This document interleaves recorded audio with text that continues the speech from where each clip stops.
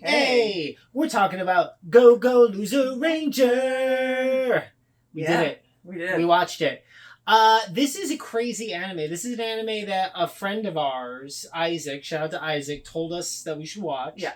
And I wasn't, it's a new one. Yeah. I didn't really know much about it. It's a very strange title. And I think you had maybe seen it on a few lists, but I was like, and then we finally checked it out, and man, what a thrill ride. Yeah. Now I have to point out before we even chat about it that I tried explaining this concept of this anime to a friend today. Yeah. And it was way harder than I thought. Yeah, I mean, you started sounding like me when I tried to explain it on the show. It was disastrous. Yeah. But at the same time, when you watch the show, you get it really quickly. Yeah. But I'm going to try it anyway. Okay. You ready for this? I believe in you. Okay. So, when you're watching Power Rangers, right? And the villain shows up, and then they have, like, those little minions that show up. Those little, like, kind of gummy guys that are usually, like, kind of like black and white, black and gray.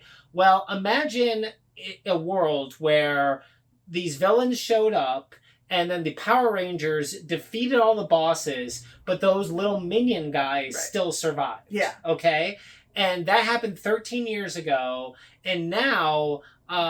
essentially there's this thing where the Rangers are televised fighting these minions every week and making it look like they're saving the world when in fact these minions are essentially just the slaves of this corporation play fighting in order to keep this whole industry going. Yeah. That's kind of the basic concept of this show. So that's just the prelude to what the show is actually about. Yeah, you're right. That is not the description of the show. That's a description of the world. Yes. Yes. Okay.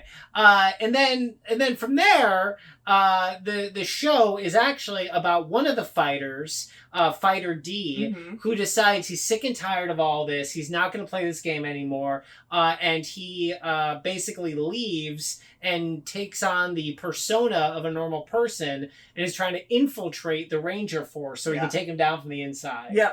So you get all this in the first episode. Yeah. And one of the things we should say is that these minion guys, these dusters as they're called, they're invincible. Yes. Like they basically they get cut in half and they just reassemble. And also they can make themselves look like other people. Yeah. Like they can do mimicry. And that's why for instance he's able to leave and look like a normal person, because they look like super adorable when they're not, like they're like these little like black and white like skeleton looking guys, but they're really cute. It's also really, really sort of fun and interesting because any little bit of damage can give him away. So when he's there, like, even if he got cut slightly, he when they're hurt, they get turned to dust. And so if he got cut slightly, if he got a paper cut, all of a sudden, like, dust would be coming out, and if someone were watching, they would see. So, so he is trying his best to avoid getting hurt in front of anyone that might be able to give away who he is. Which makes it, like, really fascinating, because he's constantly in danger. He's constantly, like, almost being found out. It's really fun. So it has that aspect. It's funny. It's this cat and mouse aspect that almost kind of reminds me of like Death Note when we were watching it.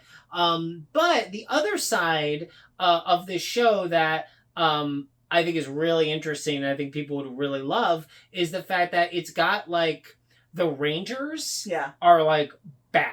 Yeah. They're like not good people. It's similar to like The Boys. It's just like The Boys. Yeah. Where like the Red Ranger is the main guy and he's sort of like Homelander, and so it makes for a very interesting thing, because at the end of the day, even though, these aliens came here to take over, because now they're essentially like slaves, you end up really rooting for Fighter D and his like journey to take down this like, evil sort of, this corrupt force that are essentially using slave labor to pretend that they, that everyone on the planet needs them, even though like, they're not really helping anyone, like, or at least haven't really been for the last 13 years. No, it's all just like a total scam. So I really like, I love the show. I thought the show was great. I think I really, really like the personality of Fighter D a lot. Yes. I think it's really interesting because you have this sort of thing where he's he's like, I'm going to take over the world and I'm going to defeat the Rangers. But you also see him trying to get out of situations, pretend to be a person when he doesn't know anything. Yeah. And also, like you said, every time he's in any sort of scuffle, he can be found out. Yeah. And so, like, you're sort of on this interesting journey with this character who I think is like, is really likable, but also like, but he's tricky. He is. Like But I also, one of the things that I really like about it is that, when he sort of first starts off his journey, he's like wanting to infiltrate the Rangers and take them down. Part of it is like his only mission, because it's the only mission that he's ever known, is to, world domination. Yeah. And that's his, theoretically his goal. And in order to do that, he has to take down the Rangers. But he evolves so much as it goes on, because he, like, in these 13 years, all he's ever been is a puppet. Yeah. And so, like, as he learns more about the world, as he learns more about who he is, yeah, you really sort of see him evolve. And I love the way that his personality, like, changes and becomes like more solid as it goes on. I think it's really interesting, and the way that he's forms these bonds and sort of has really interesting allies, people that you wouldn't necessarily expect to be allies in certain ways, and then their motivations for that. That I totally agree, because it's like, something is rotten in Denmark. It's not like everything is like copacetic for everybody except for the Dusters. Like, there's stuff going on, and I agree, and I love all of his alliances.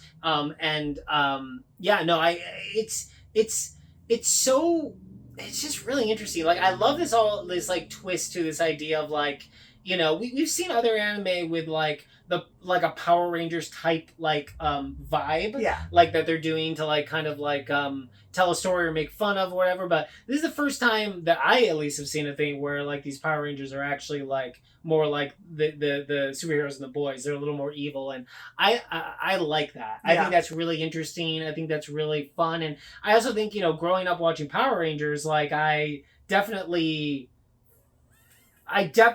was instantaneously gettable. Yeah. Because you have that sort of like layer. But at the same time, if you didn't watch Power Rangers, I still think you understand the concept pretty well. Yeah. But I think that made it that makes a lot of fun. But yeah, this really, it feels unique. It doesn't feel like there's no other anime that I can really go like, this feels like this. It really, Fighter D feels very, very unique, and the whole concept, like we said, there are similarities in certain aspects to like The Boys. Yeah.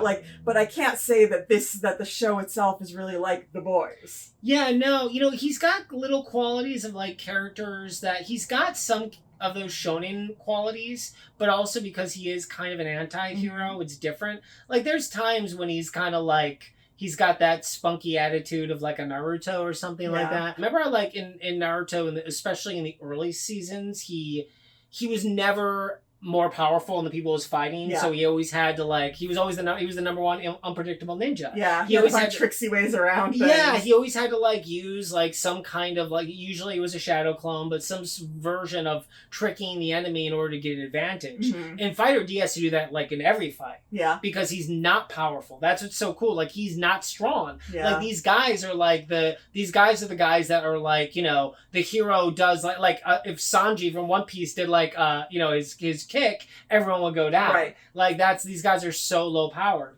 And I also like that too. It's like there's that, it's not an isekai, but like in the beginning of like every isekai, like the main character is basically like a level 1. Yeah. And they have to like move up from there. It's like, it also feels like that. Like, he starts at such a low area, but as it goes, he gets stronger, but you don't really, but it's not like he finds a magical diamond. It's just like through his own like adventure. Yeah. He gets XP basically. Well, and also it doesn't seem like he can exactly get physically stronger either. No matter what, if he gets cut, if he gets really hurt, he's still gonna dust himself, although he can reform unless it's from certain weapons. Yeah. So. Oh, and also, this isn't giving anything away. What are they called? They're called the Dragon Rangers? The Dragon Rangers, yeah. There's like Red Keeper, Blue Keeper, all these guys. They have these things called divine artifacts that are special weapons where they can kill a monster. They can kill Fighter D. Yeah. So he is in peril. It's not that he's just invincible and like whatever. But yeah, no, I love it. I really think it's like it's savvy, it's fun, it's cool. Yeah. I love anything that's got a hero that isn't just like I'm gonna be king of the pirates or I'm gonna be we love those too. But it's funny because I'm gonna be king of the pirates. I'm gonna be Hokage. Like I want world domination. Yeah. Well, he's somewhere like take Luffy and take Light Yagami and put him together, and what do you get, right? Yeah, it's but the nice thing is that that like because like I said, he's evolving. Yeah, he's gonna hit this point where he realizes that he doesn't care about world domination. He was only told that that's what he's supposed to want. Yeah, and so he's gonna figure out some other goal. Like right now, his goal is take down the Rangers. Yeah, but he's gonna as seasons go on, he will find out some goal for himself. Like, maybe he'll be like one of his friends that's like, I just want everyone to live in peace together. Yes. Oh, and by the way, following the grand tradition of like, I don't know exactly when this started, but now like every anime worth its salt has to have like a banner for a final like end song going out. Yes. Oh my God. It needs to be like, it needs to look awesome. It's got to have a great song, and this is one that does that. Like the open song is really good. Don't get me wrong, but the end song it's 3D animated. Yeah. It's like this whole dance number. It kind of it's not like Jujutsu Kaisen. It's actually, you know what it reminds me of is it reminds me of Peacemaker. I was gonna say it's the open to Peacemaker. Yeah. Yeah, it's got that same vibe to it. It's really fun. It's really animated well. Well, that's the thing. I think we've loved a lot of the openings in a lot of them. This one, like the closing is, like Kaiju number 8. We watch the opening every time. Well, we watch the closing every time on this one. Well, I would say the closing one though really. I mean, you could say anything because like anime opens and ends have always been good for as long as anime has existed, but I think like Jujutsu Kaisen season 1. Oh yeah, that's like true. Made the end song like a thing. Yeah. Right. Yeah. And so I think like for instance, Lost in Paradise. I mean, it's so like good. So good. And like what was the one that we just saw? There was another one recently that we were Suicide Squad. Suicide Squad Isekai. That has like the end. I would say most people probably like dance. that. Yeah, I would say most people probably like that more than the show itself. Yeah, but I legit want to learn the dance from Go-Go Loser Ranger. Oh yeah, it's so fun. It looks like something I could actually do, even though I have like no coordination or talent for dancing. I think you could do it. I think you could do it. And also one crazy thing. Pretty much every time we do a anime review of like a new anime, usually it's always like Crunchyroll at all. This one actually you can watch on Hulu. Hulu, yeah. So there you go. So if you have Hulu, it's not on Crunchyroll, it is on Hulu. It's on Hulu, yeah. So Go-Go Loser Ranger. 12 episodes, season 1 is already done. That's the only season out so far. Easy peasy, well worth it. Yeah, I gotta say, this year's new anime have been amazing. Really great. Yeah. No, I've really enjoyed watching all of them. It's funny. I haven't disliked any of them. Yeah. No, we've had a few that were like that we just picked up just because they weren't on any list, and we were like, it's got its fun attributes. Yeah. But like any of the ones that anyone has recommended to us, it's been like, yes, thank you for the recommendation. That was amazing. 100%. Like Frieren is amazing. Like Apothecary Diaries. That's so good. Like Delicious in Dungeon. Oh yeah, Delicious Dungeon is great. Campfire Cooking. Yeah. Yeah, no, there's been a lot of like really strong anime this year. So anyway, cool. Well, highly recommend Go-Go Loser Ranger. Check it out. It's super fun. Now we have to do our dance. Da da da da da da. Da da da da da. Da da da da da. Da da da da da. There you go. Now they're definitely gonna click the like button. Totally. All right, guys. Bye.